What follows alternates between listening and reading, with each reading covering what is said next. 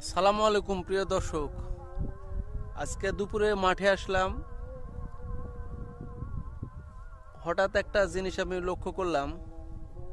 আমি আপনাদের একটা জিনিস দেখাই। এই যে এখানে আলু লাগানো আছে, এখানে আপনার অবশিষ্ট কিছু জায়গা আছে। এই দেখেন, এই জায়গাতে আপনার পেঁয়াজ লাগানো আছে। আমি আপনাদেরকে একটু কাছ থেকে দেখাই। এই দেখে দেখেন, এই জায়গাটাতে আপনার পেঁয়াজ লাগানো আছে। গোটা গোটা ছোট ছোট ছোট ছোট পেঁয়াজ লাগানো আছে। এটা অবশিষ্ট জায়গা। এই জায়গাতে পেঁয়াজ লাগানো আছে। আমি আপনাদেরকে আরেকটা জায়গা দেখাবো, সেখানেও আপনার অবশিষ্ট কিছু জায়গা আছে। সেই জায়গাতে আপনার পেঁয়াজের আল লাগানো আছে। আমি আপনাদেরকে দেখাই। এই যে